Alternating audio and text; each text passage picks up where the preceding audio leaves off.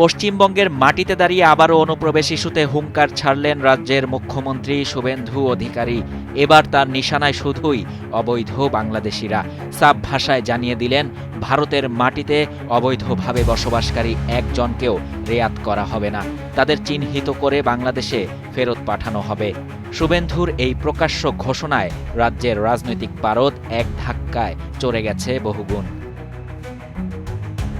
বুধবার পশ্চিমবঙ্গের সচিবালয় নবান্নে বিএসএফের কর্মকর্তাদের সঙ্গে বৈঠকে এই ঘোষণা দেন মুখ্যমন্ত্রী। সিএএ অনুযায়ী ২০২৪ সালের ৩১ ডিসেম্বরের পর যারা ভারতে ঢুকেছেন তারা সবাই অবৈধ। বৈঠকে শুভেন্দু বলেন, অপরাধ ও অসামাজিক কাজকর্মে যুক্তদের বড় অংশই বাংলাদেশ থেকে আসা অনুপ্রবেশকারী।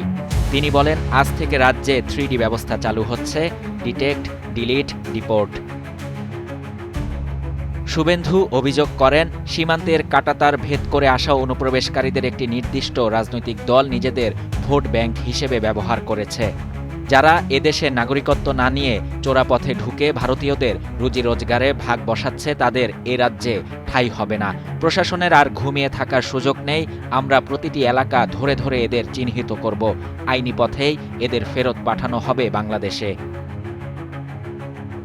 শুভেন্দুর এই মন্তব্যকে কেন্দ্র করে ইতোমধ্যেই রাজ্য রাজনীতিতে পাল্টা বিতর্ক শুরু হয়েছে। তৃণমূল কংগ্রেসের দাবি, ধর্মের ভিত্তিতে মেরুকরণের রাজনীতি করতে বিজেপি বারবার এই ধরনের মন্তব্য করে বাংলায় অশান্তি ছড়াতে চাইছে।